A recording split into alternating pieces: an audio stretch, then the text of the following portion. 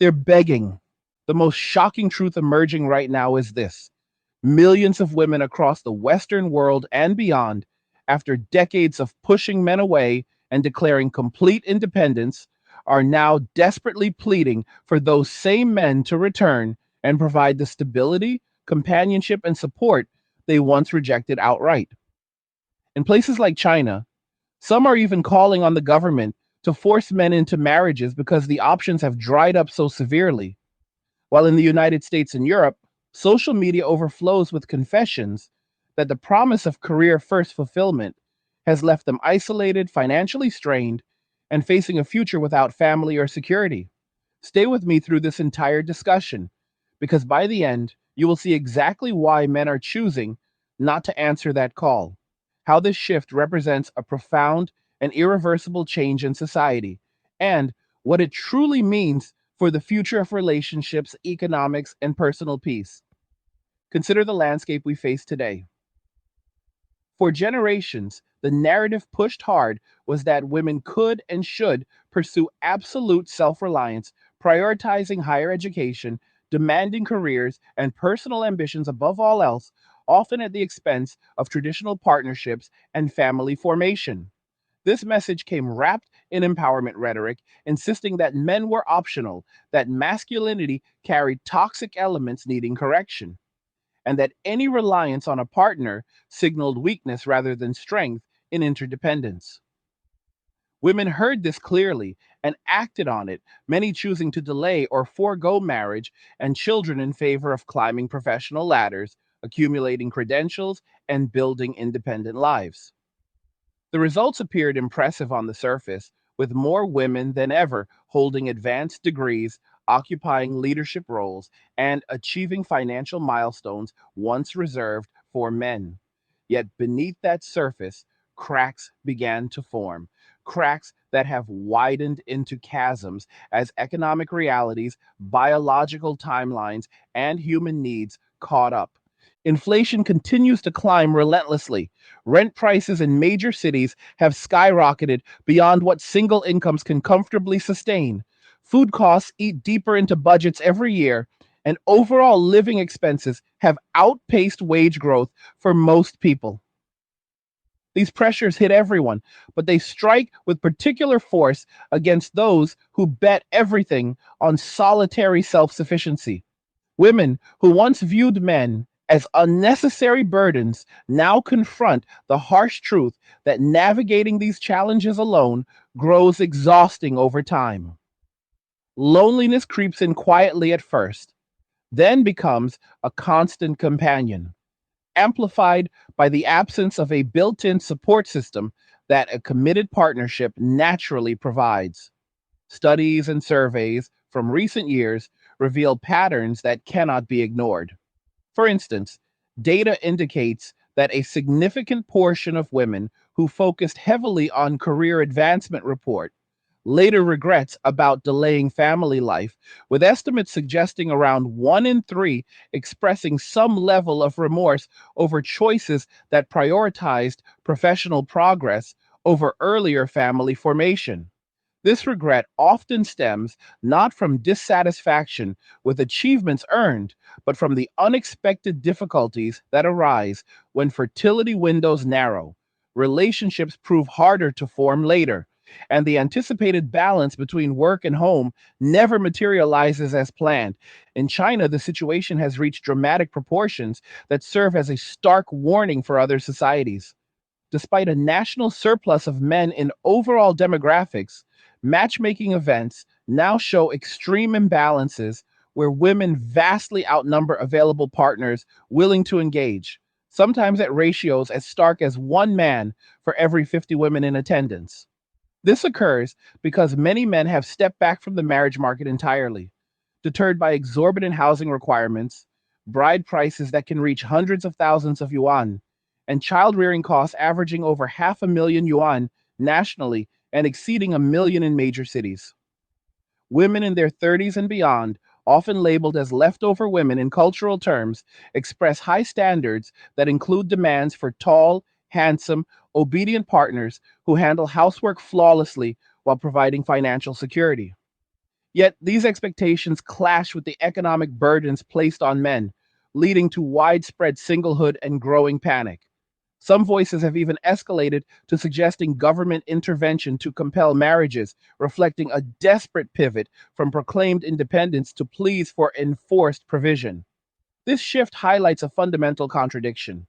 The same individuals who championed autonomy now seek external forces to restore what they previously dismissed. Turning to the West, similar confessions surface daily across social media platforms.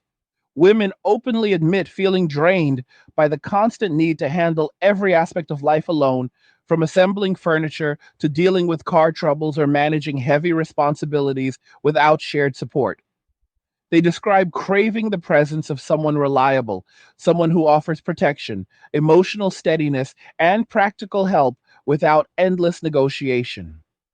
Phrases like being tired of always having to be strong emerge repeatedly, accompanied by wishes to return to clearer divisions of roles where masculine traits complement feminine ones rather than compete. These admissions reveal the toll of prolonged independence when it lacks balance. Without a default person for companionship, shared experiences, or mutual aid, daily existence becomes a series of solitary battles that wear down even the most determined spirits. The loneliness epidemic documented in various reports underscores this reality, with substantial percentages of adults, particularly in midlife and beyond, reporting frequent isolation that impacts both mental and physical well being. For women over 30 who once embraced the strong independent archetype, this isolation often feels especially acute because it arrives after years of believing self reliance would deliver freedom rather than constraint. Men, meanwhile, have observed all of this unfold and responded in ways that surprise those expecting rescue. Rather than rushing back to fill the void, many have embraced solitude as a deliberate choice, offering genuine peace. They have discovered luxury and simplicity, focusing energy on personal growth, careers, hobbies, fitness, and minimalism that reduces unnecessary complications. The constant risk of rejection, accusations of inappropriate behavior for even polite approaches, and exposure to transactional dynamics in dating have led large numbers to withdraw from the pursuit altogether. Polls among men show significant portions either already committed, content being single without active searching, or waiting for genuine compatibility rather than settling into unbalanced arrangements. This withdrawal stems from accumulated experiences where efforts met dismissal, where loyalty landed in friend zones while excitement drew attention elsewhere, and where expectations felt one sided without reciprocity.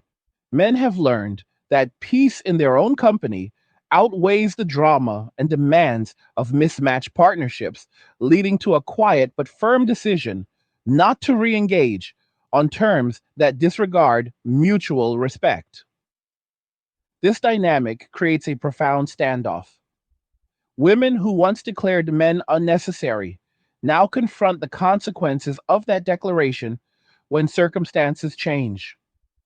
Economic hardship reveals the limits of individual provision. Aging highlights biological realities that education and careers cannot override. And loneliness exposes the human need for connection that no amount of professional success fully satisfies. Yet, the response from men remains consistent. They are not returning as saviors because the foundation for trust eroded long ago. Feminism's emphasis on punishing perceived male flaws, combined with cultural shifts that labeled normal approaches as problematic, pushed men toward self preservation. They listened when told to stay away and found that life without constant conflict held real value. Minimalism replaces excess, solitude replaces chaos, and personal fulfillment comes from within rather than from external validation or rescue missions. The stories emerging from social media and personal accounts paint a vivid picture of this reversal. Women share vulnerabilities about wishing for help with mundane tasks, admitting exhaustion from perpetual strength, and reflecting on paths not taken where early family formation might have brought different outcomes. These reflections often carry undertones of blame shifted outward, avoiding full accountability for choices made freely in pursuit of independence. Manipulation appears in attempts to reframe past rejections as misunderstandings or to demand provision without acknowledging prior dismissals. Men see through this pattern and choose distance, recognizing that genuine partnership requires mutual effort rather than retroactive entitlement. In China, the economic barriers compound this reluctance, with men calculating the high cost against uncertain returns and opting out en masse. Globally, the pattern holds. When the state or society promised to replace traditional roles with institutional support, that promise faltered under fiscal strain, leaving individuals to face the gap alone. Biological and temporal realities add another layer of urgency to this discussion. Women's reproductive peaks occur within specific windows, and delaying family formation carries risks that become evident later. Many who prioritized careers now face reduced options for children, heightened awareness of aging, and caregiving responsibilities for elderly parents without shared support. These pressures intensify feelings of being left behind, especially when observing peers who married younger and built families experiencing greater contentment despite modest careers.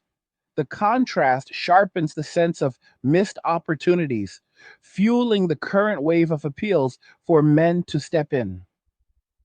However, men have internalized the lessons of independence preached for decades and applied them to themselves.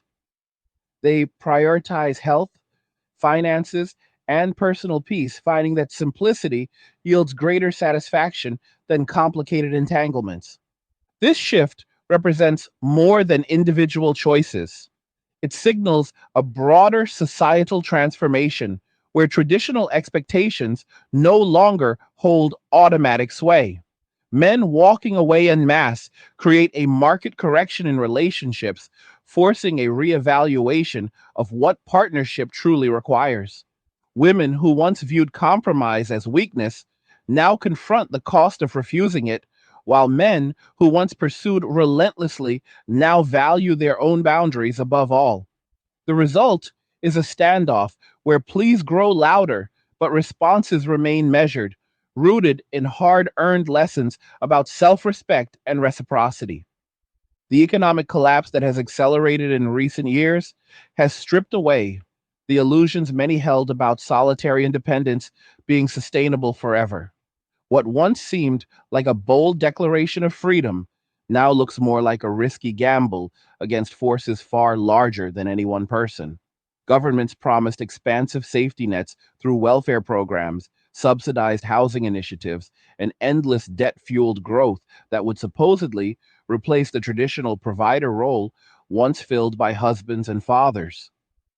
Those promises held up reasonably well during periods of relative prosperity when borrowing costs stayed low, and asset bubbles inflated household wealth on paper.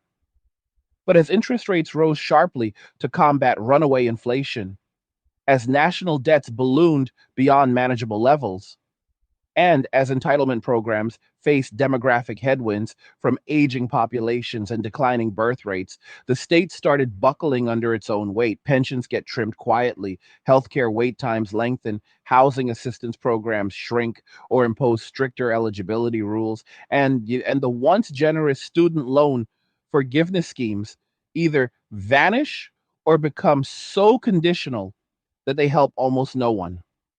Women who traded reliable family provision for state backed security now stare at the reality that the state itself has become unreliable, broke, and increasingly indifferent to individual hardship. This leaves a generation facing the consequences head on. Massive student loan balances hang over heads like storm clouds, with monthly payments consuming chunks of income that could otherwise go toward building savings or supporting a household. Wages in many sectors have stagnated relative to the cost of living, particularly for fields dominated by women such as education, social work, healthcare support roles, and administrative positions. The dream of climbing corporate ladders to six-figure salaries materialized for only a small percentage, while the majority found themselves stuck in cycles of moderate pay, high burnout, and little upward mobility. Meanwhile, the biological clock keeps ticking regardless of career milestones. Fertility declines noticeably after 35 for most women, becomes significantly more challenging after 40, and carries higher risks of complications that strain both body and finances. Those who delayed starting families in their 20s now enter their late 30s and early 40s confronting stark choices. Pursue expensive fertility treatments with uncertain success rates, accept childlessness, or scramble for partners in a shrinking pool of willing men who meet their criteria. The math does not favor optimism here.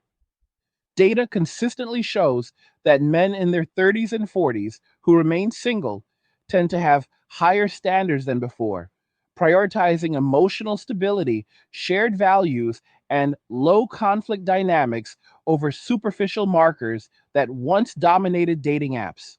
Men have not been idle during this period.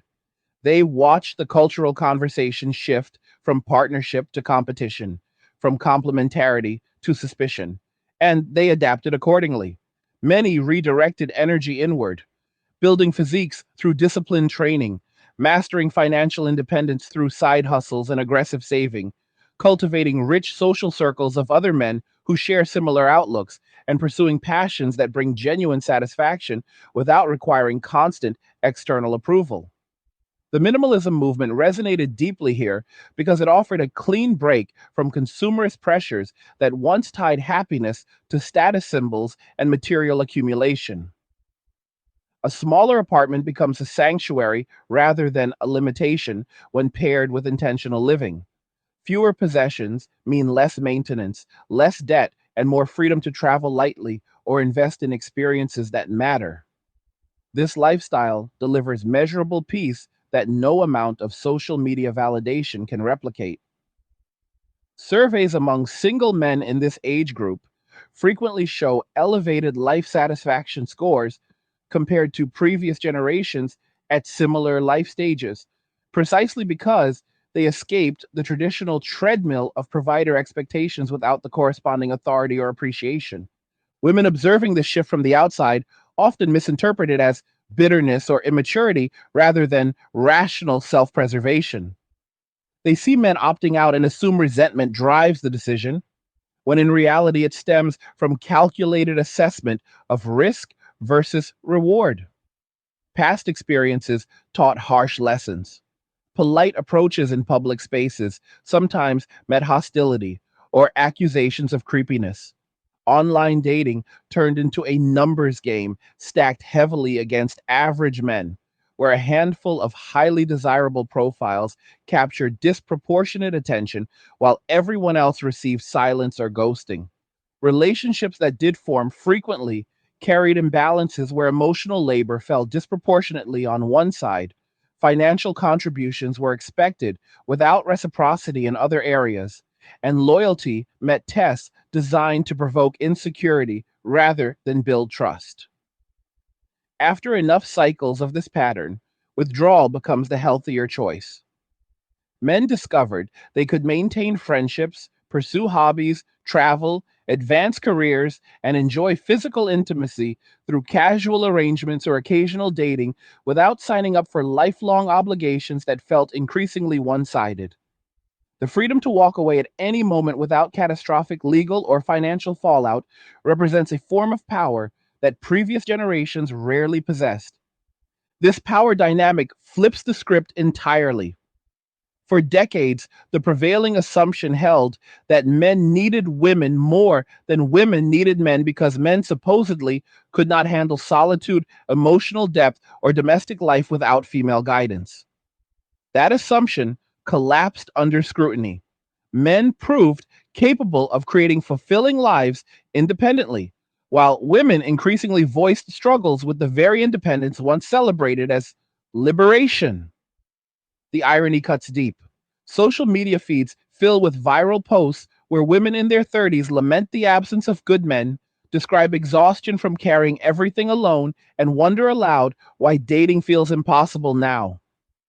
These posts garner sympathy from other women, but rarely spark introspection about how earlier choices shaped current outcomes. Instead, blame often lands on men collectively for refusing to step up, for having unrealistic standards, or for retreating into what gets labeled as toxic avoidance.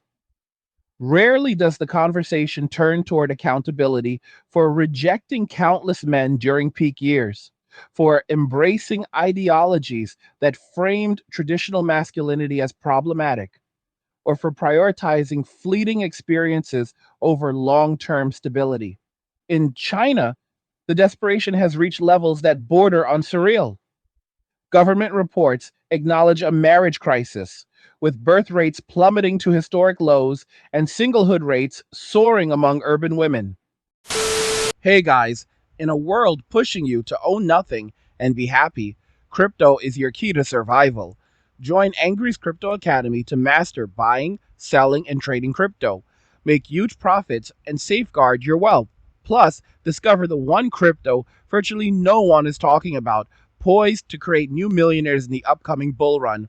The link is in the description of the video below. Go check it out now.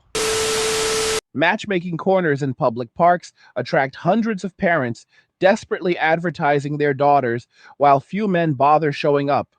The financial demands placed on grooms remain astronomical despite economic slowdowns, including full home ownership, luxury vehicles, and bride prices that can exceed several years of average salary. Men respond by staying single longer, focusing on career advancement, emigrating to places with lower expectations, or simply accepting lifelong bachelorhood as preferable to indentured servitude disguised as marriage. Some women have begun advocating for policy changes that would compel men to marry by certain ages or subsidize unions to make them feasible again. These proposals reveal the depth of the reversal. The same cohort that once marched under banners of female empowerment now seeks state coercion to restore patriarchal structures they previously dismantled. The contradiction exposes a core tension. Independence sounds empowering until reality demands interdependence, and when that interdependence gets rejected early, it becomes nearly impossible to resurrect later on fair terms. Western societies travel a parallel path, though expressed through cultural rather than governmental mechanisms. Dating apps continue dominating introductions, yet success rates for women over 30 drop noticeably, while men in the same age bracket report easier access to casual connections if they maintain fitness and financial stability. This asymmetry fuels further frustration. Women expect commitment from men who no longer see commitment as advantageous, especially when casual options remain available without strings. The result manifests in growing numbers of women settling for arrangements they once would have rejected outright, or doubling down on independence rhetoric even as private admissions reveal deep dissatisfaction. Therapy sessions, coaching programs, and self help books targeted at single women in their 30s and 40s proliferate, addressing topics like healing from perceived male abandonment, rebuilding self worth after repeated rejections, and manifesting the right partner through mindset shifts. These resources rarely encourage critical examination of personal agency in past decisions, preferring instead to reinforce narratives of victimhood at the hands of flawed masculinity. Men, by contrast, rarely seek similar external validation for their choices. Communities formed around male self improvement emphasize stoicism, discipline, financial literacy, physical strength, and boundary setting without apology. These spaces celebrate walking away as an act of strength rather than weakness, framing solitude not as loneliness, but as sovereignty. The phrase men walking away captures this ethos perfectly. It signifies deliberate withdrawal from systems perceived as rigged against fair participation. No dramatic announcements accompany the decision in most cases. Men simply stop swiping, stop approaching, stop initiating, stop investing emotional energy in pursuits with diminishing returns. The absence itself becomes the statement. Women notice the silence and interpret it through familiar lenses of entitlement or resentment, yet the motivation remains pragmatic. Peace costs less than chaos. Simplicity yields more than complexity. Self reliance delivers more consistent rewards than conditional reliance on others. This standoff will likely persist and deepen over the coming decade. Birth rates continue declining across developed nations, exacerbating demographic imbalances that strain pension systems and labor markets. Economic pressures show no signs of abating quickly, with automation displacing jobs, housing shortages worsening in desirable cities, and inflation remaining sticky in essential categories like food, energy, and healthcare. Women facing these headwinds without partners will increasingly rely on shrinking public resources or family networks that may already stretch thin caring for aging parents. Men, having built resilience through independence, will continue prioritizing personal security over collective rescue missions. The cultural narrative may attempt to shame men back into traditional roles, labeling withdrawal as selfish or immature. But shaming loses potency when the target no longer seeks approval from the source. Men have internalized the lesson that external validation often comes at the expense of internal peace, and they guard that peace jealously. What emerges from this landscape is a society forced to confront uncomfortable truths about human nature, incentives, and consequences. People need connection, yet connection requires mutual sacrifice. When one side demands unilateral sacrifice while offering conditional reciprocity, the other side eventually opts out. Nature designed humans for interdependence within families and small communities, not for perpetual solitary striving against institutional replacements that inevitably falter. Women who chose the latter path now face the fallout. And while empathy exists for genuine hardship, sympathy wanes when hardship traces back to freely made choices that dismissed earlier opportunities. Men are not obligated to repair damage they did not cause, especially when repair would require re entering systems stacked against them. The result is a quiet revolution where millions walk away, not in anger, but in pursuit of lives that finally prioritize their own well being without apology.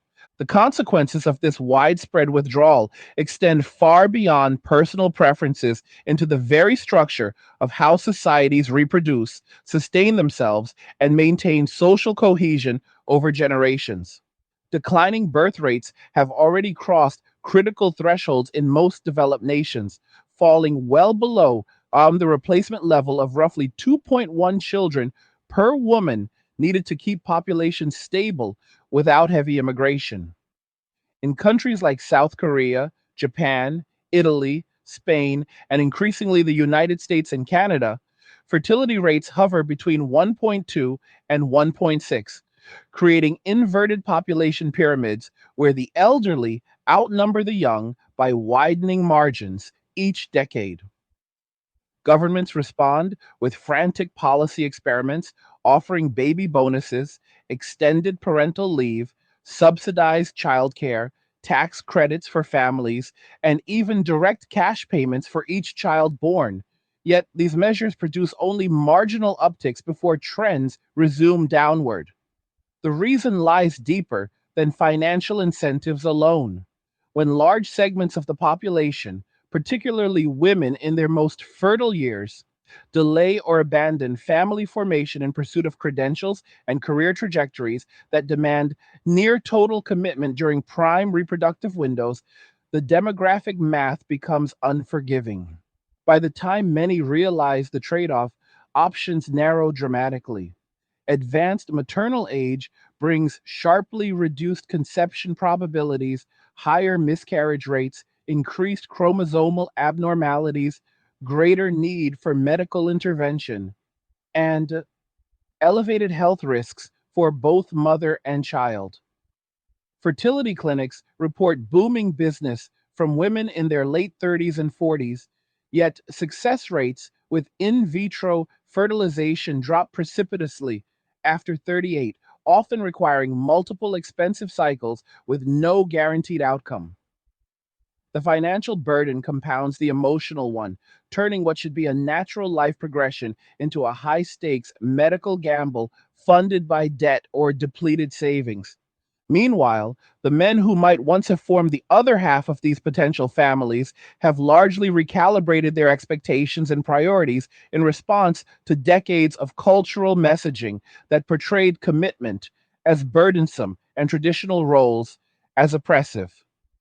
Many now view marriage not as a partnership offering mutual benefit, but as a legal contract carrying disproportionate downside risk. Family courts in numerous jurisdictions continue to favor mothers in custody disputes by wide margins, award alimony and child support obligations that can last years, even when incomes remain comparable, and enforce asset division rules that penalize the higher earner, regardless of who initiated the split.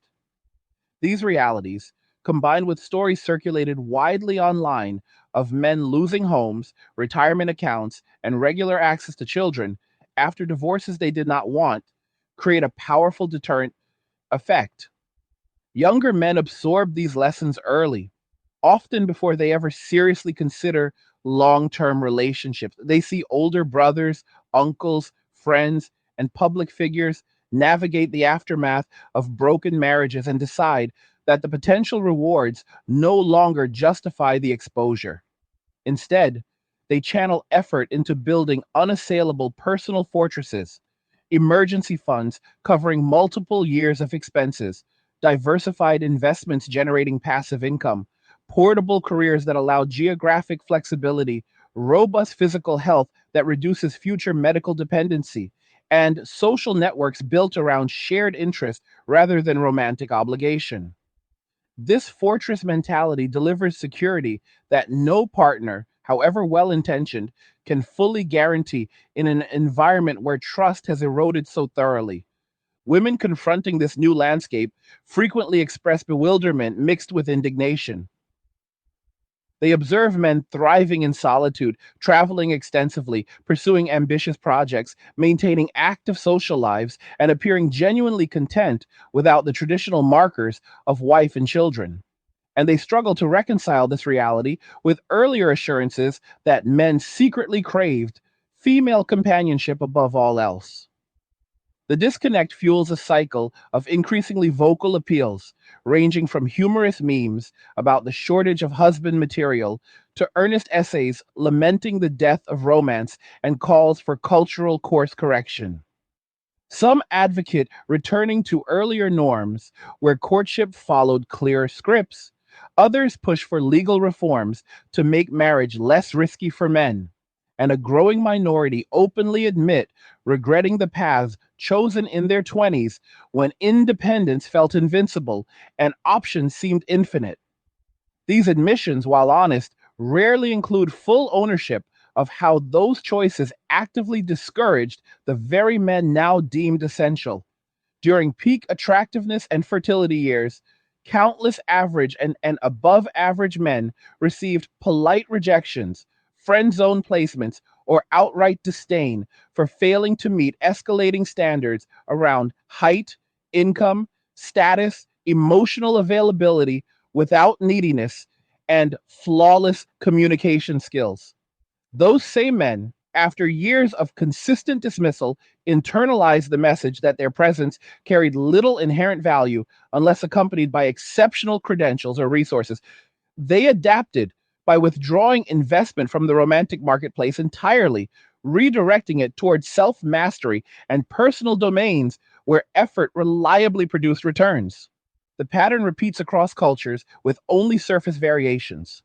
In urban centers throughout North America and Western Europe, dating statistics paint a picture of extreme selectivity on the female side during the 20s, followed by rapidly contracting options in the 30s.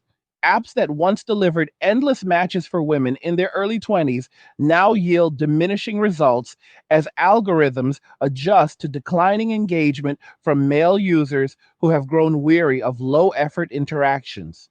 Men report swiping less frequently, initiating fewer conversations, and ghosting more readily when early exchanges reveal mismatched expectations or entitlement.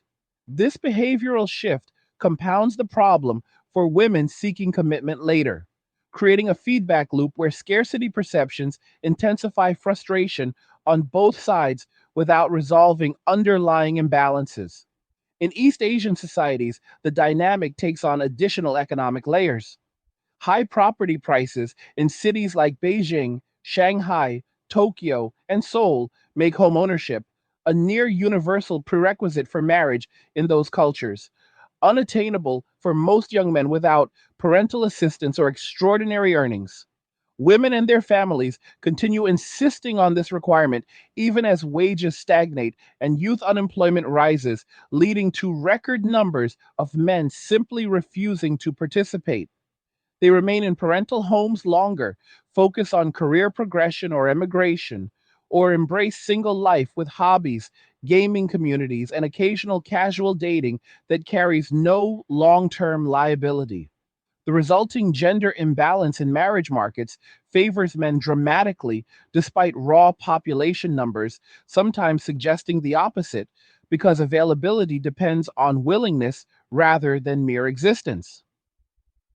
These developments carry profound implications for social stability over the long term. Fewer children means smaller future workforces supporting larger retiree populations, straining pension systems already underfunded in many nations. Japan provides the clearest preview, with rural villages depopulating rapidly, schools closing for lack of students, and elder care facilities overwhelmed, while young people concentrate in a handful of megacities where housing costs remain prohibitive for family formation. Similar trajectories appear in parts of Southern and Eastern Europe, where emigration of working age adults accelerates the decline. Immigration sometimes offsets raw population loss, but introduces cultural frictions when newcomers maintain higher fertility rates, while native born populations continue trending downward.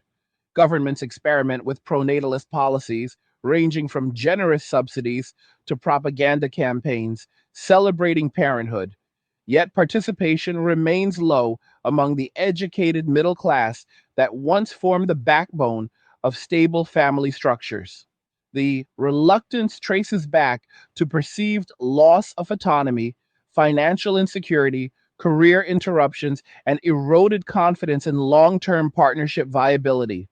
When both men and women view family as a high risk endeavor with uncertain rewards, the default choice becomes avoidance, and societies slowly contract around that choice. Individual stories emerging from online forums, podcasts, and viral threads illustrate the human dimension of these macro trends. Women share detailed accounts of reaching 35 or 40, achieving professional milestones, owning property, traveling widely, yet feeling an emptiness that material success cannot fill. They describe scrolling through photos of former classmates surrounded by children and grandchildren, wondering where the path diverged. Some admit envying the apparent simplicity of lives built around early marriage and family, even when those lives included financial modesty or career sacrifices. Others express anger toward men for not pursuing them more aggressively in the past, overlooking how aggressively pursuing uninterested women often led to accusations of harassment or entitlement. The cognitive dissonance appears stark. Independence was sold as the ultimate prize, yet its delivery frequently leaves recipients isolated during the very life stages when companionship becomes most valuable. Men, reading these accounts, respond with measured detachment rather than sympathy. They point out that opportunities existed in abundance during earlier years, that rejections accumulated into protective armor, and that returning now would require ignoring hard won lessons about reciprocity and self respect. The exchange rarely bridges the gap because each side operates from fundamentally different premises about responsibility, timing, and entitlement. This impasse forces a reckoning with biological and evolutionary realities long downplayed in modern discourse. Human pair bonding evolved under conditions where interdependence maximized survival for offspring and adults alike. Women benefited from male provision and protection during pregnancy, childbirth, and early child rearing when physical vulnerability peaked. Men gained assurance of paternity and a stake in raising their own genetic lineage rather than investing in unrelated children. These arrangements carried costs for both sides, but delivered net advantages in harsh ancestral environments. Contemporary society removed many of those harsh pressures through technology, medicine, and institutional support, allowing experimentation with alternative models. Yet, when those models fail to satisfy the innate drives for connection, security, and legacy, the return to older patterns becomes tempting precisely because they worked reliably for millennia. The difficulty lies in resurrecting those patterns after decades of deliberate deconstruction.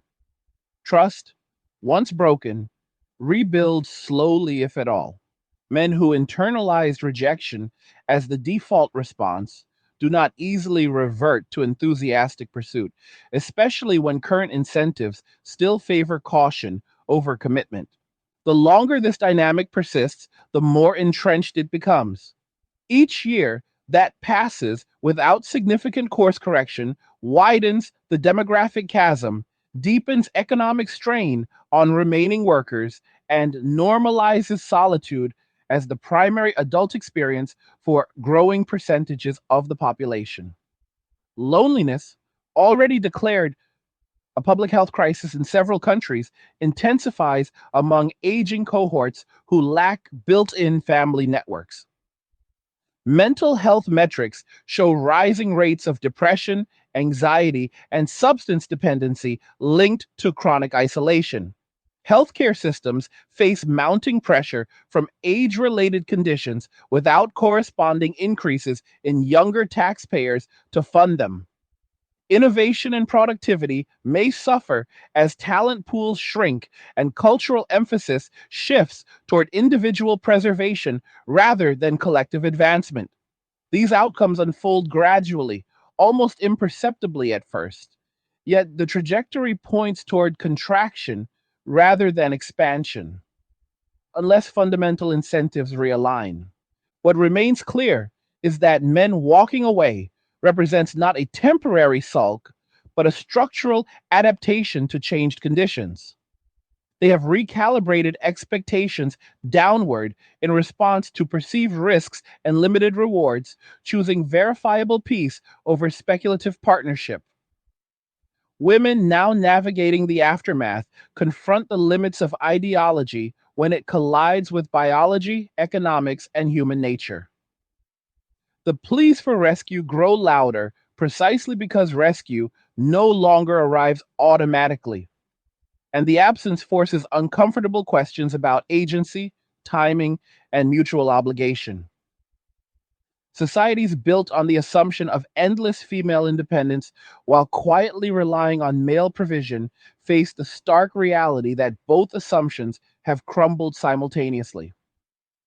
The result is a quiet transformation where millions choose simplicity over complexity, solitude over obligation, and self directed lives over negotiated interdependence. Whether the shift proves sustainable or eventually sparks a pendulum swing remains uncertain. But for the present moment, it defines the landscape with unmistakable clarity. The cultural machinery that once relentlessly promoted female independence as an unqualified good has begun to sputter under the weight of its own contradictions, revealing fractures that were always present but carefully concealed during the height of its influence. For half a century, the dominant voices in academia, media, entertainment, and corporate human resources departments constructed an elaborate narrative framing traditional family structures as inherently oppressive, masculine traits as suspect at best and dangerous at worst. And any woman who chose early marriage or motherhood over extended education and career ladders as somehow selling herself short or betraying her potential. This messaging saturated every channel available to young women entering adulthood, from high school guidance counselors urging relentless pursuit of prestigious degrees to popular television shows depicting single career women as glamorous and fulfilled while portraying homemakers as stifled or outdated. The cumulative effect was profound. Millions internalized the idea that personal worth derived primarily from professional achievement and financial autonomy, with romantic partnerships relegated to optional accessories rather than foundational elements of a complete life. Yet the architects of this worldview rarely addressed the downstream consequences when those same women reached midlife and discovered that the promised fulfillment often arrived hollow, accompanied by isolation rather than liberation, financial precarity rather than security, and biological deadlines that no amount of willpower or policy could extend indefinitely. This cultural programming created a generation trained to view compromise as capitulation and interdependence as weakness, leading to relational patterns where negotiation became confrontation and mutual sacrifice became unilateral expectation. Women raised under this framework frequently approached dating with checklists that grew longer and more rigid over time, demanding partners who combined elite earning potential, exceptional emotional intelligence, physical attractiveness, matching current beauty standards, progressive political alignment, flawless communication during conflict, and willingness to share domestic labor equally while still leading decisively when needed. These criteria, while individually reasonable in isolation, became functionally unattainable when combined into a single person, especially among men who had themselves absorbed messages that their natural instincts required constant monitoring and correction. The result was a widespread filtering process that eliminated most candidates early, leaving a shrinking pool of highly desirable men who could afford to be equally selective. Those men, observing the landscape, often chose casual dating, non exclusive arrangements, or complete withdrawal rather than commit to relationships carrying high emotional overhead and legal risk without corresponding loyalty guarantees. Over time, the selectivity spiral accelerated, turning what began as empowerment rhetoric into a self reinforcing mechanism that progressively narrowed options for everyone involved. The entertainment industry played a particularly insidious role in normalizing these expectations while simultaneously eroding trust between the sexes. Decades of films, series, and social media content portrayed men as either bumbling sidekicks needing female guidance, predatory threats requiring constant vigilance, or idealized fantasies who effortlessly met every demand without ever voicing needs of their own. Rarely did popular narratives depict healthy, reciprocal partnerships where both partners sacrificed, grew, and supported one another through inevitable difficulties. Instead, storylines emphasized female triumph over male inadequacy or female escape from suffocating domesticity, reinforcing the notion that true happiness resided outside traditional roles rather than within thoughtfully constructed ones. Young women absorb these scripts subconsciously, applying them to real life interactions where ordinary men inevitably failed to match the polished perfection of fictional counterparts. When reality delivered rejection after rejection to those men, they responded by disengaging, creating the very shortage later lamented. The irony compounds when the same cultural producers who helped engineer this disconnect now produce think pieces and documentaries, expressing surprise at rising singlehood rates and plummeting marriage numbers, as though the outcome emerged from nowhere rather than directly from the incentives and narratives they helped embed. Economic incentives further entrenched the divide by rewarding prolonged singlehood during the 20s and early 30s while punishing family formation through delayed career penalties and opportunity costs. Corporate ladders in many high status fields still operate on models assuming total availability, where taking time off for childbirth or childcare often derails promotions, reduces lifetime earnings, and limits access to the most lucrative networks. Women who prioritized family early frequently found themselves sidelined from leadership tracks, while those who delayed faced the opposite pressure of racing against fertility timelines later.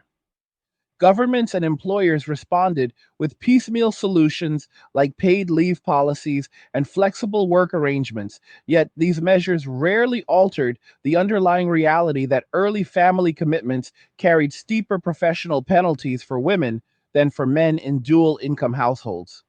The result was a rational calculation for many: postpone family until career security solidified, then secure a partner capable of matching or exceeding existing achievements. I also know by the time that security arrived, however, the pool of suitable partners had already thinned dramatically as men pursued parallel strategies of career focus, financial independence, and low commitment lifestyles that avoided similar penalties altogether. This asymmetry in consequences helps explain why so many women now express shock at the current state of affairs. They followed the prescribed path in good faith, believing institutional support and cultural approval would sustain them through any trade offs. When those institutions weakened under fiscal strain and cultural approval shifted toward recognizing the value of family, after all, the ground moved beneath their feet. The sense of betrayal runs deep because the promise was absolute. Independence would deliver everything: status, security, fulfillment, and eventually love on one's own terms. Reality delivered partial victories in some domains while imposing severe deficits in others, leaving many feeling deceived by the very systems that claimed to champion their interests. Men, meanwhile, experienced no comparable bait and switch because traditional expectations of provision were already eroding when they came of age. They adapted to a world where provider status no longer guaranteed respect or loyalty, choosing instead to minimize obligations and maximize personal sovereignty. The divergence in adaptation strategies now defines the central tension: women seeking restoration of lost ground, men defending newly won autonomy. Psychological research increasingly documents the toll of prolonged solitary striving on mental and emotional health, particularly among women who embraced independence most fully. Longitudinal studies tracking cohorts from their 20s into their 40s reveal elevated rates of anxiety disorders, depressive symptoms, and attachment difficulties among those who remained single past 35 compared to peers who formed stable partnerships earlier. The mechanisms appear multifaceted: chronic activation of stress responses from constant self reliance, absence of buffering effects provided by close, intimate bonds, reduced sense of purpose tied to legacy through children, and accumulating regret over paths not taken. These findings challenge earlier claims that singlehood inherently suited modern women better than partnership, showing instead that human beings thrive most consistently within networks of reliable mutual support rather than in engineered isolation. Men appear less vulnerable to these specific patterns, possibly because cultural scripts still allow them greater latitude to form male friendships, pursue mastery oriented hobbies, and derive meaning from individual achievement without the same expectation of relational centrality. The disparity highlights another layer of the current imbalance. Women disproportionately bear the hidden costs of the independence experiment, while men disproportionately retain the benefits of opting out. Policy responses to these emerging realities remain fragmented and often counterproductive. Efforts to boost marriage and fertility through financial incentives rarely address root causes rooted in trust deficits, mismatched expectations, and perceived risk imbalances.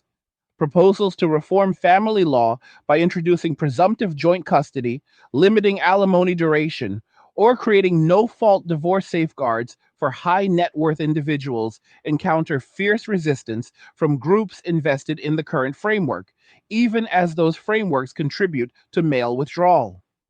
Educational initiatives attempting to revive relationship literacy or promote earlier family formation struggle against entrenched campus cultures that continue emphasizing careerism above all else. Meanwhile, the most radical voices advocate coercive measures, tax penalties for prolonged singlehood, mandatory matchmaking programs, or subsidies tied explicitly to marriage, approaches that only deepen resentment and further alienate the very population needed for demographic recovery. The absence of honest reckoning with how cultural narratives helped create the problem ensures that solutions remain superficial, treating symptoms while leaving underlying incentives untouched. As these forces continue interacting, the future begins to crystallize around two parallel tracks. One track consists of shrinking cohorts who still form families under traditional or slightly modified terms, often within religious communities, rural areas, or subcultures that resisted mainstream messaging. These groups maintain higher fertility rates, stronger intergenerational bonds, and greater resilience against economic shocks, potentially forming the nucleus around which future social structures reorganize. The other track encompasses the growing majority navigating extended singlehood, serial casual relationships, childlessness by circumstance or choice, and reliance on shrinking public systems for support in old age. This track promises greater individual freedom in youth and middle age, but risks profound isolation and institutional strain in later decades. The tension between these tracks will likely define political, economic, and cultural battles for the remainder of the century, with pronatalist conservatives pushing for incentives and cultural revival, while progressive technocrats advocate automation, immigration, and artificial reproductive technologies as substitutes for natural family formation. Through it all, the core truth remains unaltered. Men are not returning en masse to rescue women from the consequences of choices made under very different assumptions. They have built lives that function effectively without the traditional obligations once assumed inevitable, and they guard those lives with the same determination once reserved for pursuing partnerships. Women who recognize this reality face a stark menu of options: double down on independence despite mounting evidence of its limits, attempt to renegotiate terms with men who now hold the stronger bargaining position, seek partners outside Western cultural contexts where traditional expectations persist more strongly, or accept solitary paths with full awareness of the trade offs involved.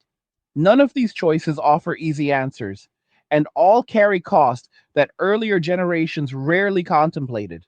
The era of automatic provision has ended, replaced by an environment where every individual must earn connection through demonstrated value, mutual respect, and timely reciprocity. Those who understand this shift earliest and adapt accordingly will navigate the new landscape most successfully, while those who cling to outdated entitlements will find the path increasingly difficult. The realization that institutional replacements for family structures have proven inadequate forces a confrontation with the limits of modern individualism when extended across entire lifetimes and entire populations.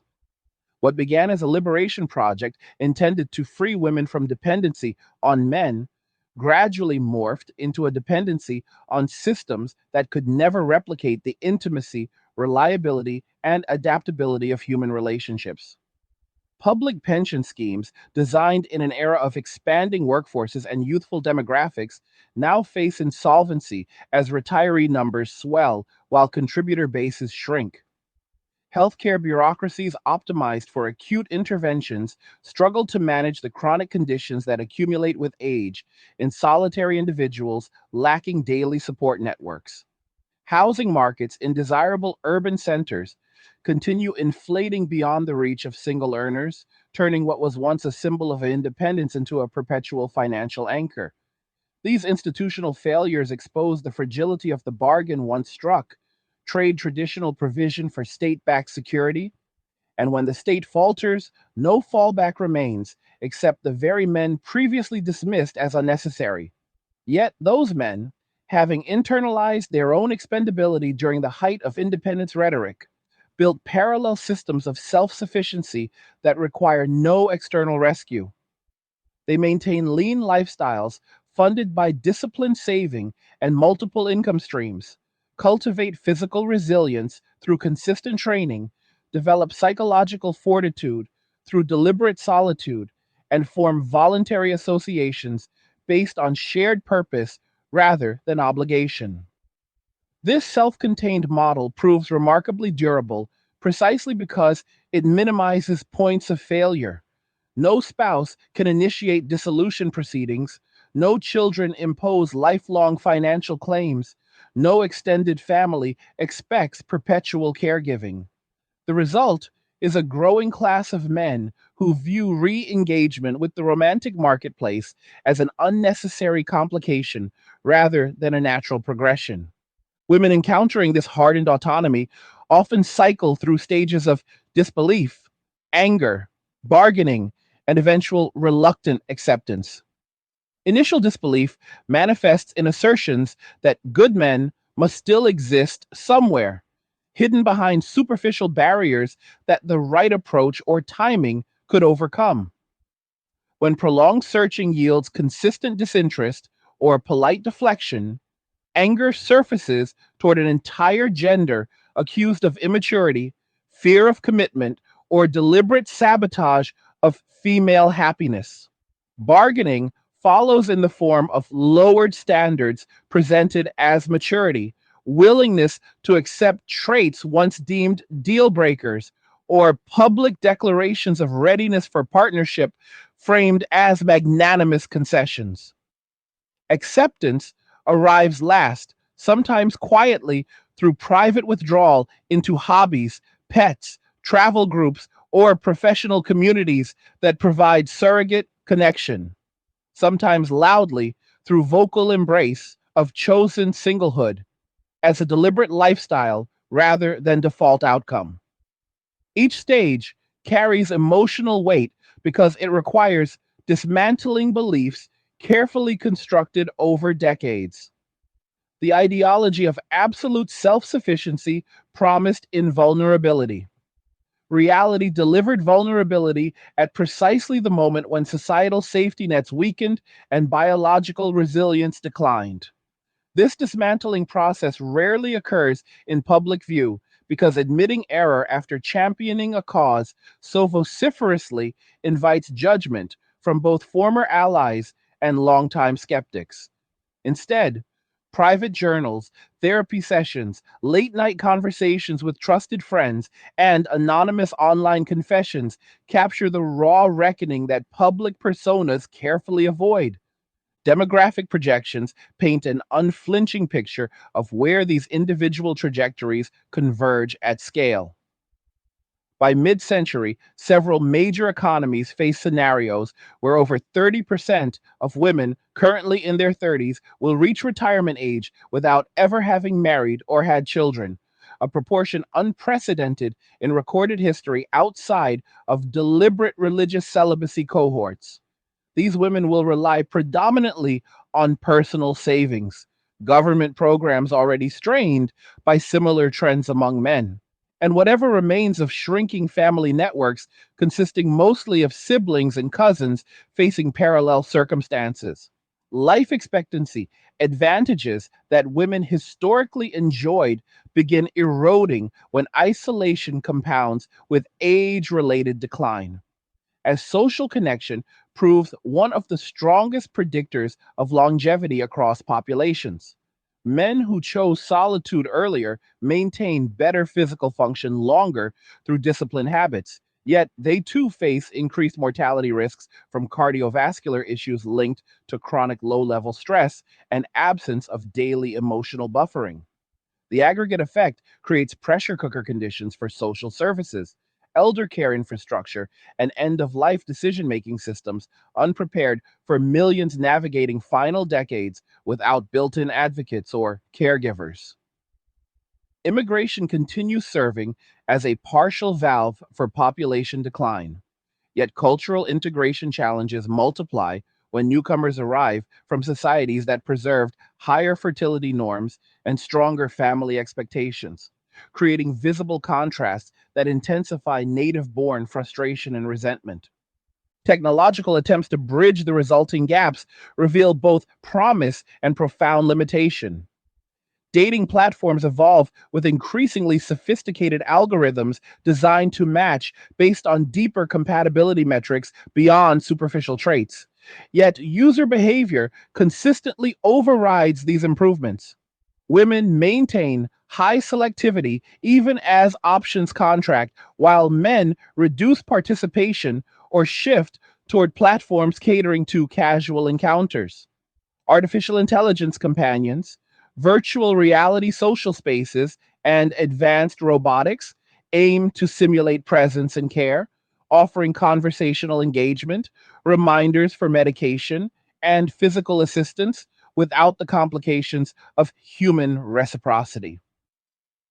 These innovations provide genuine relief for some, particularly in reducing acute loneliness spikes, yet they cannot replicate the biochemical and psychological benefits of genuine human touch, shared history, or mutual growth through conflict resolution. Fertility technologies advance rapidly with improved egg freezing outcomes, mitochondrial replacement techniques, and eventual artificial wombs that could decouple reproduction from traditional pairing entirely. When these become widely accessible, they promise to sever the last biological tether linking women's life choices to male participation in family formation. The prospect excites advocates of radical autonomy while alarming those who view unmoored reproduction as destabilizing to social fabric and child welfare.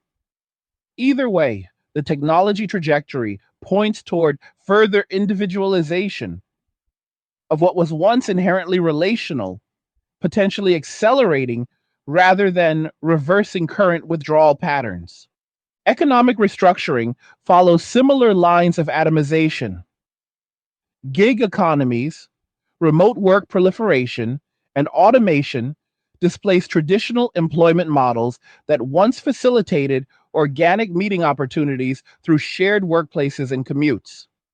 Younger generations increasingly view full time corporate employment as outdated, preferring portfolio careers combining freelance contracts, content creation, digital asset management, and passive income streams.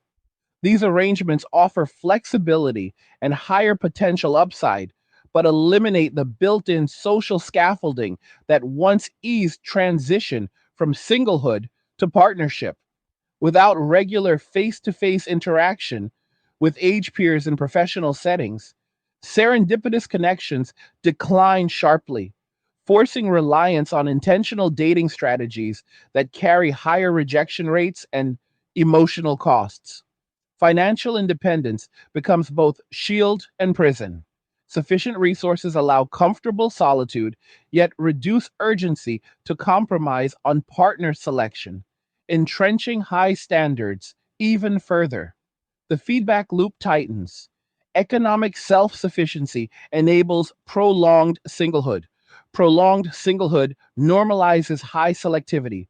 High selectivity reduces successful pairings.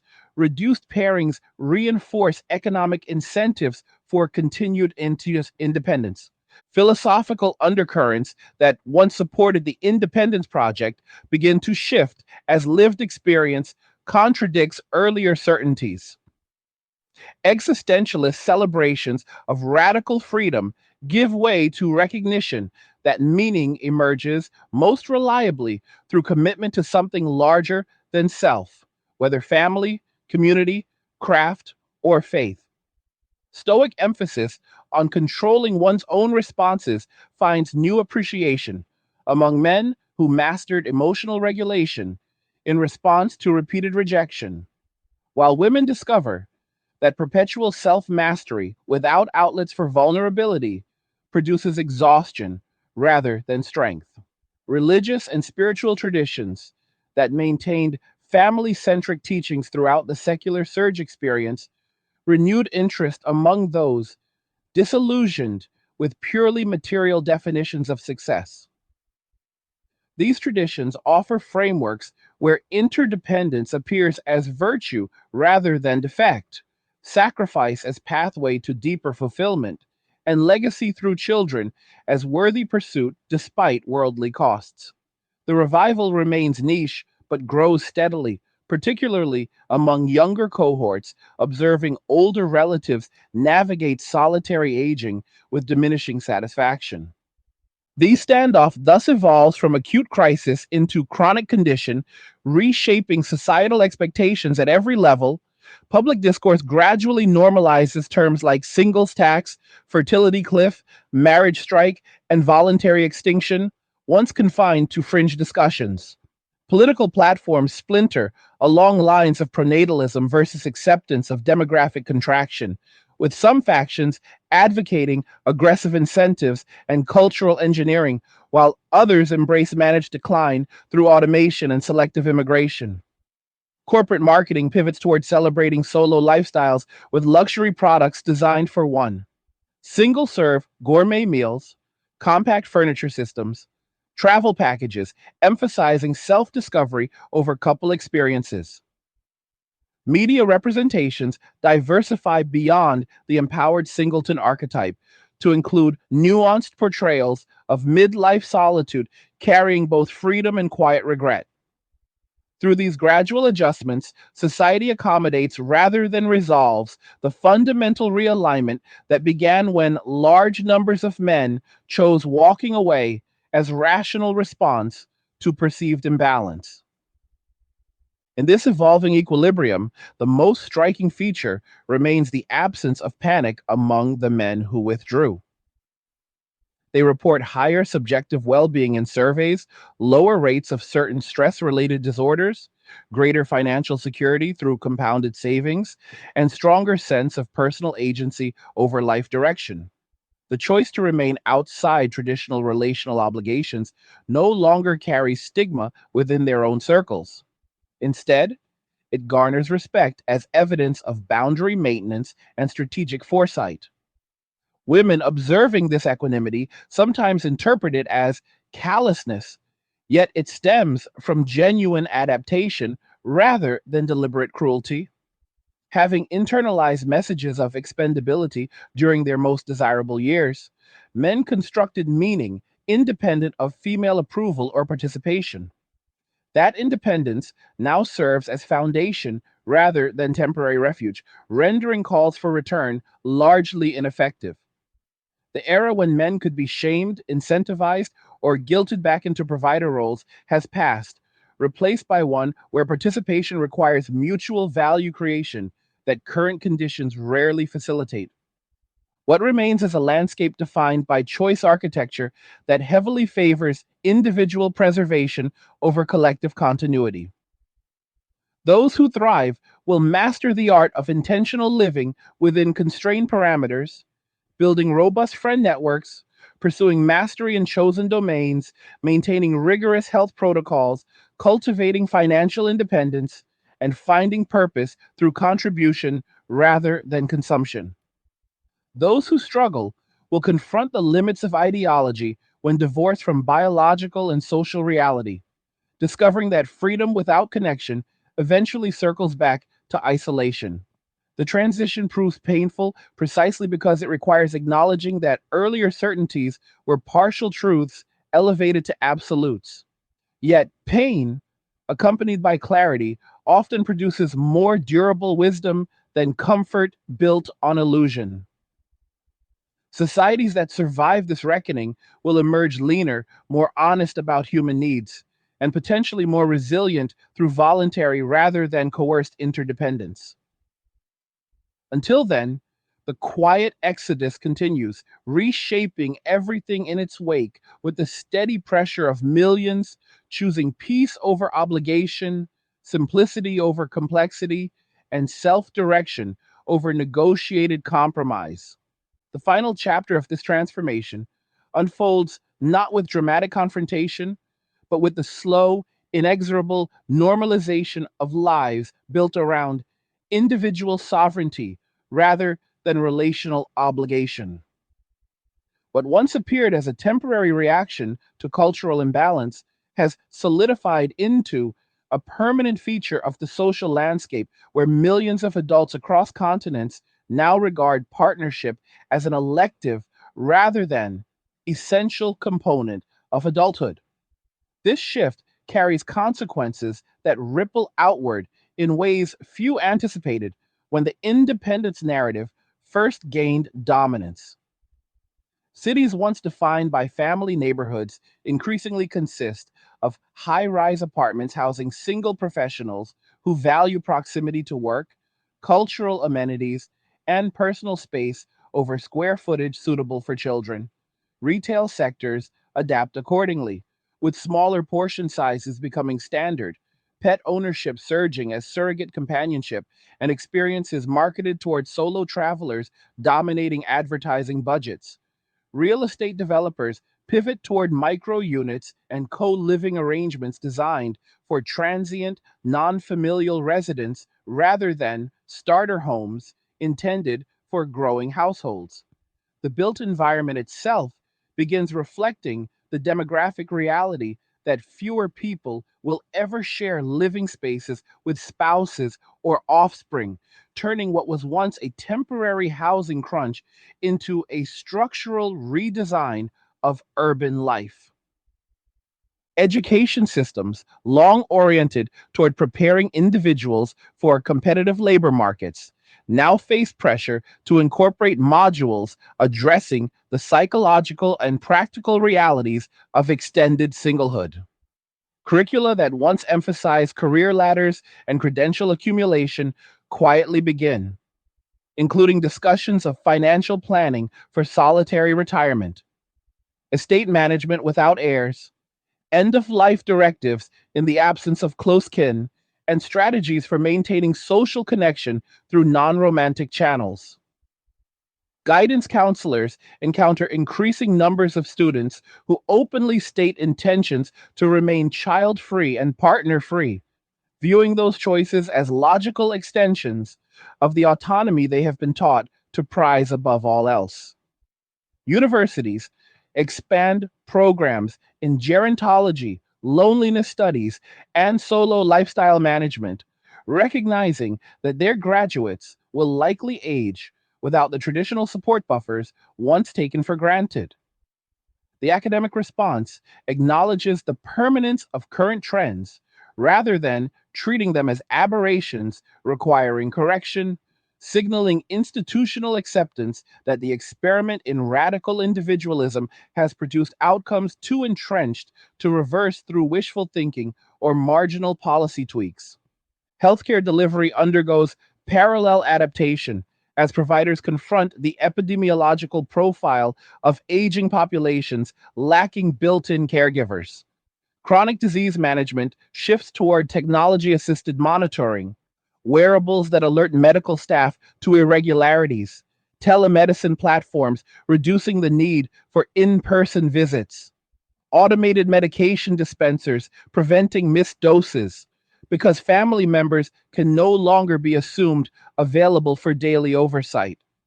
Mental health services expand offerings tailored to isolation related conditions, with group therapy formats designed specifically for adults navigating midlife and beyond without partners or children.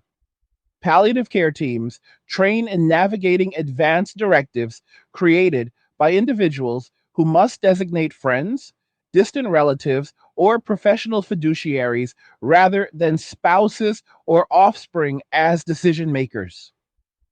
Insurance models begin pricing premiums higher for those without documented support networks, reflecting actuarial recognition that solitary patients generate higher long term costs through delayed interventions and reduced adherence to preventive protocols. These changes institutionalize the consequences of walking away, embedding them into the very systems that once promised to replace family provision entirely. Cultural production mirrors and reinforces this new equilibrium by diversifying representations beyond the traditional happy family archetype or the empowered single woman trope. Streaming platforms release series centered on lifelong bachelorhood, portrayed neither as tragic nor triumphant, but as simply one valid path among many, complete with realistic depictions of both satisfactions and quiet limitations. Literature explores the interior lives of men who chose solitude after years of rejection, and women who arrived at similar destinations through different routes, offering nuanced portraits that avoid simplistic blame while acknowledging mutual contributions to the current impasse. Music shifts toward themes of self contained fulfillment, with lyrics celebrating personal peace over romantic conquest or loss. Advertising campaigns featuring middle aged singles enjoying luxury purchases, exotic travel, and high end hobbies without any narrative need for partners normalize what was once considered deviant or pitiable. The cumulative effect desensitizes younger generations to the idea that lifelong singlehood represents failure, instead, framing it as a legitimate outcome of rational life planning in an uncertain world. Religious institutions, which maintained family centric teachings throughout the secular surge, experienced selective resurgence among those disillusioned with purely secular individualism. Congregations emphasizing intergenerational continuity, mutual obligation, and transcendent purpose attract newcomers seeking meaning structures that secular culture largely discarded. These communities often maintain higher fertility rates and stronger support networks, creating visible pockets of demographic vitality amid broader contraction. The contrast sharpens public awareness that different value systems produce markedly different life outcomes, prompting quiet reconsideration among those who once dismissed traditional frameworks as outdated. Meanwhile, secular ethical philosophies evolve to grapple with the moral dimensions of choosing against reproduction and partnership in an era of population decline, debating whether individual autonomy trumps collective continuity, or whether some level of duty to future generations exists even in non religious contexts. These debates remain largely academic, yet influence public policy discussions around pronatalism, immigration priorities, and resource allocation for aging populations. Politically, the landscape fractures along lines that transcend traditional left right divides. Pronatalist coalitions emerge uniting religious conservatives, demographic nationalists, and economists concerned with fiscal sustainability, advocating aggressive measures ranging from substantial child subsidies to cultural campaigns celebrating parenthood. Opposing factions champion acceptance of lower fertility as inevitable or even desirable in an overcrowded world, pushing automation, artificial intelligence, and selective high skill immigration as solutions to labor shortages and elder care demands. Centrist positions attempt compromise through modest incentives and improved work life balance policies. Yet these measures consistently fail to move the needle significantly because they address surface economics rather than deeper trust deficits and incentive misalignments. The result is policy paralysis punctuated by occasional symbolic gestures, while underlying trends continue unimpeded. Electoral discourse increasingly features candidates openly addressing the marriage strike and fertility collapse, though solutions remain elusive when core issues involve voluntary behavioral changes resistant to legislative fiat. In the private sphere, individuals master the art of crafting meaningful lives within the parameters they have chosen or inherited. Men who walked away refine routines that maximize personal sovereignty, morning workouts that build both strength and mental clarity, disciplined financial systems generating compounding wealth, intellectual pursuits that provide deep engagement without external validation, travel patterns that prioritize solitude over social performance. They form durable friendships based on reciprocity rather than obligation, creating chosen families that deliver companionship without the legal and emotional entanglements of marriage. Women navigating similar terrain develop parallel strategies, professional mastery paired with rich social calendars, investment in personal health, and appearance as lifelong projects, creative outlets that offer purpose and legacy through art or mentorship rather than biological offspring. Both groups discover that intentional design can mitigate many downsides of solitude while preserving the freedoms that prompted withdrawal in the first place. The key difference lies in starting conditions. Men generally entered this path earlier and with clearer agency, while many women arrive later and through a combination of choice and circumstance, producing varied emotional textures even when outward lifestyles converge. As decades pass, the society that emerges from this realignment bears little resemblance to the one that existed before the Great Withdrawal began. Population stabilizes at lower levels through immigration and modest natural increase within select subgroups, allowing per capita resource abundance that offsets some economic strains of aging.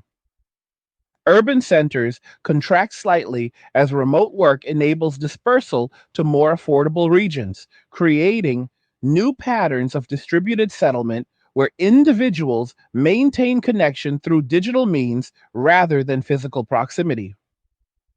Technological augmentation becomes ubiquitous. Companions that simulate conversation and care, medical interventions that extend healthy lifespan, reproductive options that further decouple biology from partnership, reducing the urgency of traditional family formation while simultaneously highlighting its irreplaceable elements for those who still pursue it. Cultural memory of the transition period fades into history lessons about how ideological overreach and economic misalignment produced unintended demographic consequences, serving as cautionary tale for future generations tempted by similar absolutes. Through it all, the central fact endures. Men are not coming back to restore what was lost because they have constructed alternatives that serve them better under current conditions. The pleas that once filled social media feeds gradually diminish as acceptance spreads, replaced by pragmatic adaptation on all sides. Women who once demanded rescue learn to build resilience independently or seek partners in niches where traditional expectations persist. Men who walked away continue refining lives of deliberate simplicity, finding that peace purchased through withdrawal proves more durable than any partnership built on unbalanced terms. Society adjusts around this new reality not with catastrophe, but with incremental accommodation, proving remarkably capable of reorganizing around changed human behavior when necessity compels it. The 1 hour gang, you made it to the very end of this deep dive. And that level of commitment deserves real respect because most people tap out long before reaching the full picture. If these angry guy breakdowns hit the mark for you and keep delivering the unfiltered clarity you need, consider showing some support by grabbing me a Red Bull through the link in the description. It keeps the energy high for the next one. Drop a comment below and let me know what struck you hardest about everything laid out here. Whether you agree with the direction society is heading, or if you see different outcomes coming. Your thoughts matter and help shape the conversation. Like the video if you like it. Don't forget to subscribe. And if you like the video, share the video. And just remember that all roads lead to MWA, men walking away, and cheers. Nothing says you care like crypto. Nothing can compare. Nothing says you care like crypto. Oh, nothing can compare to crypto.